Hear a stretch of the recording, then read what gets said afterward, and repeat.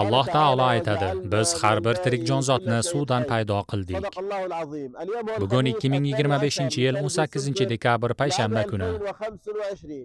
2 yildan ortiq davom etgan bosqindan so'ng g'azoliklar og'ir sinovlar ichida hayot kechirmoqda. Bugun saxovatli qo'llar xayriya tashkiloti sifatida toza ichimlik suvi bilan to'ldirilgan mashinalarni yo'lga chiqarmoqdamiz. Bu suvlar bosqin oqibatida toza suv manbalari vayron bo'lgan va aholilar ichimlik suvi tanqisligidan aziyat chekayotgan hududlarga yetkaziladi. Shu o'rinda G'azo aholisini doimiy qo'llab-quvvatlab kelayotgan barcha xayr egalariga minnatdorchilik bildiramiz.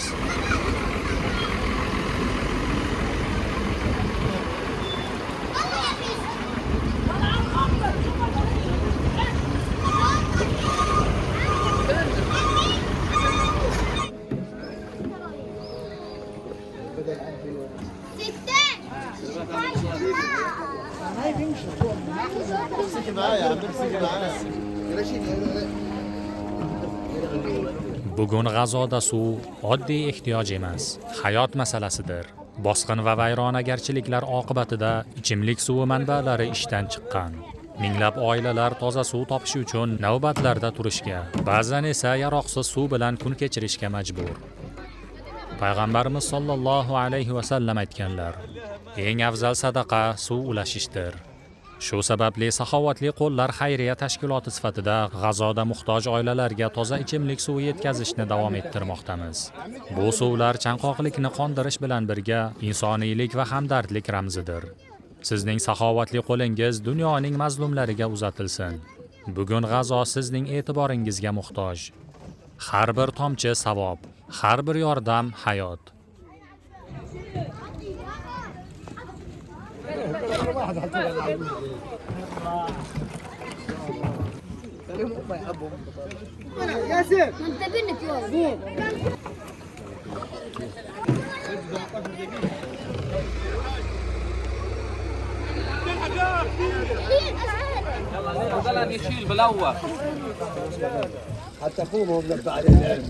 Ushbu faoliyatlarimizni qo'llab-quvvatlamoqchi bo'lsangiz, ekran ostidagi manzillar orqali biz bilan aloqa qiling.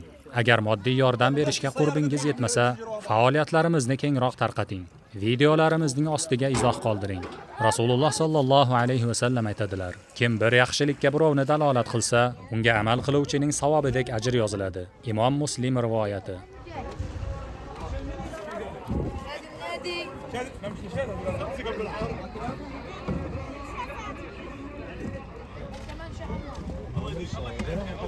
النص الثاني المطرب اللي بيكون على الشاشة الرجال